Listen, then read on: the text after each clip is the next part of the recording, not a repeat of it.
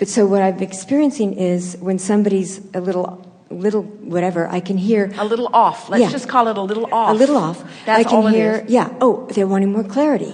And then I get excited about the clarity that's coming. Or they're wanting more freedom, and I get excited about the freedom. Or they're wanting more ease, or they're wanting more fun. And as long as you don't try to insert it into their experience right then, as long as you let it be your personal experience, then you maintain your alignment, and then the universe will deliver to you the perfect timing when they're close enough to the vicinity that they can then appreciate the work that you did on their behalf.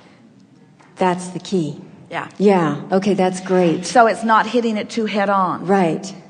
Not trying to fill the grid in, but trusting that it will be filled in perfect timing, provided you maintain your attention, your interest, and your balance. Mm-hmm. Yeah. And then that goes to me as well, with my own resistance, laughing at my own resistance or loving my own resistance, and it just... Well, that's where it all starts, isn't it? That's really what this story is all about, because all of you are much harder on yourselves than you are everybody else combined. Yeah, I gave that up. I'm in love with myself. That's where true worthiness comes from. That's what the feeling of worthiness is. It's putting yourself in a position. It's readying the grid so that what's in your vortex can flow in. And as it flows in and it occurs to you and you perceive it and you translate it and you experience it, that's where your feeling of worthiness. You have to prove it to yourself, because nobody else can give it to you, and nobody else can prevent you from it. Yes. Yeah. The only other piece to this, I think, is I don't really hear what people are saying a lot of times. But I love them. Are you saying you're tuning out? Yes. You're tuning out what doesn't resonate with the balance that you have discovered. Yes, and I'm seeing their beauty and their preciousness and their perfection, and just the mark and process of true mastery, where you are able to feel for alignment and find it, and know when you're on it and know when you're not, and maintain your balance no matter what. Maintain your balance deliberately. That's what true mastery is. That's what the art of allowing is. The art of allowing me to be in alignment with all that I am, regardless of what anyone is wanting to present to me. And in that understanding is the true freedom that everyone is looking for, because it's freedom from resistance that you seek. right. And if you don't understand that, then you got to prevent that person and prevent that person. You need a restraining order against that one and that one. Talking about you. In other words, then you're wanting to take action in order to try to make your world as wonderful as you want it to be. But once you have mastered this understanding that you can control the way you feel because you have the power to focus, and then you practice yourself into steady, chronic alignment, and then the universe shows you that only what is wanted is flowing to you. And if there is something that is a bit off, you don't freak out about it. You just take us another step one moment, and you maintain your balance regardless of it. That's what unconditional love is. Alignment regardless of the condition. You have to start with a decision that you want to feel good. If that's the premise, if you've started with that decision that you want to feel good, then what that means is, what you're saying is, I want to feel good, and I understand I can't feel good unless I'm really blended with all that I am, which causes you to then understand that if you hadn't expanded to more than you can maybe normally maintain, then there would not be any new reach. And so now you're making peace with the fact that you are always vibrationally reaching beyond your patterns or habits that you've been practicing. So it's always accurate to say, I have beliefs that are not up to speed with the whole of who I am. And I mean to figure out which of those beliefs aren't up to speed with who I am, so that I can be up to speed with who I am. However, the beliefs that I hold that are not up to speed with who I am are responsible for my further expansion. So I'm embracing all of these beliefs, positive ones and negative ones, because expansion matters so much to me. If I didn't have the ability to know what I don't want, I wouldn't have the ability to know what I do want. So I'm not looking for perfection here. I'm just looking for steady things to help me continue to expand, and constant awareness and desire to feel good, which keeps me moving in the direction of the expansion that I've made. And it is my powerful intent to live happily ever after in that way. And if somebody else has the benefit of being up close to me and figuring it out based upon the powerful example that I'm offering, then I am really fulfilling my purpose for being. But I was not born to be an example for them. I was born to be the joyful creator that I am. This is something that we really, really, really want you to hear, because it gets off pretty easily in the moment that you're trying to mentor someone that you really care about. And it gets back on track really fast when you understand that they can't miss anyway.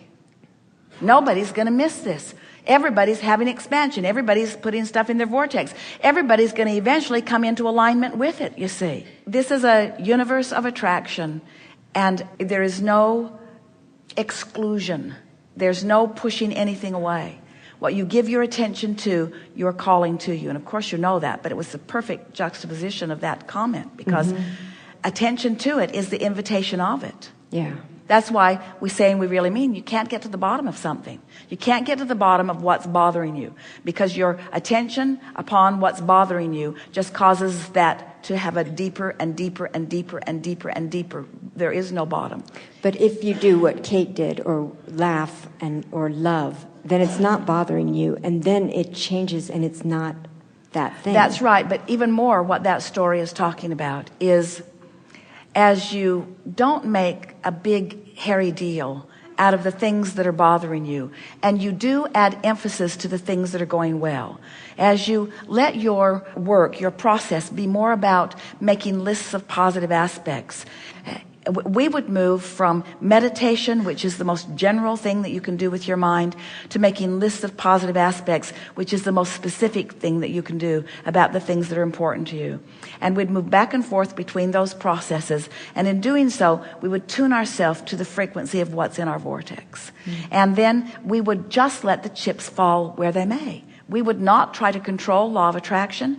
We would not try to control other people. We would make a decision that we have a singular intent, and that is to be aware of and therefore control the vibrational output. So when you understand things as you do you know that you're the creator of your own experience? Yes.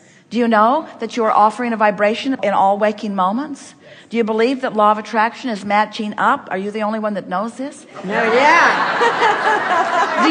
Do you believe that whatever you're putting out is what's coming back to you? And isn't that meaningful information? Yeah. Don't you just love if you miss it when it's in the subtle stages, and so you continue to do it even though you don't mean to do it? Don't you love that it gets big enough that soon it gets your attention? And isn't it nice that really knowing what you don't want helps you to really know what you do want? And doesn't it feel good to recognize that there's no ending to that expansion? Don't you love recognizing that when you've asked for something, then you're not a vibrational match to it, but that you want to feel good, so you keep reaching for the feeling of it until you find it, and you can feel it sort of click into place in a vibrational way? And as soon as it clicks into place in a vibrational way, in an emotional way, now you've prepared yourself for the contents of your vortex to some extent. And now, just like water flows downhill, it begins flowing into your experience as affirmation or confirmation or manifestation, as proof, as evidence of the improvement that you made in your vibrational outputting. And then don't you love that there's enough variety that causes you to then regroup and launch another rocket, which at first feels off to you? It's not a vibrational match to where you are. You can't really put your finger on what's wrong, but you want to feel good, so you're willing to reach for it. So you meditate or do whatever you can in order to feel better, and then another piece of it comes and you feel that click into place. We want to help you to feel as we feel about the deliciousness of molding the energy. We want you to experience the subtlety, and therefore the precision, and therefore the specifics, and therefore the deliciousness. It's like being an energy connoisseur. You used to like that big old gallon jug, but you don't anymore. In other words, your tastes become refined in all things. Your tastes of energy become refined. You get better and better at it, and you begin to enjoy the subtleties of it more. And then you begin to feel this worthiness as you finally acknowledge that the universe will match you vibration to vibration. That if this time-space reality has the wherewithal to inspire you to that unique newness that you are asking for, that with understanding of the laws of the universe and a simple willingness to want to feel good, and an understanding of the laws of the universe enough to know that in the going general, which has the potential of seeming boring, but also has the potential of activating your subtle awarenesses and actually giving you more definition than you've ever had before. So you can become this creative genius on subject after subject. You are the creator of your experience, but we are in on it with you. And when you explore and expand beyond your current belief or ability to allow your expansion, we still take it and know it and hold you as our object of attention, knowing that you will find it. But more importantly, not knowing that you will find it so that you will have the manifestation that will please you, but knowing in the reaching for the finding of it, you will have the joy that we have found even before the manifestation of it.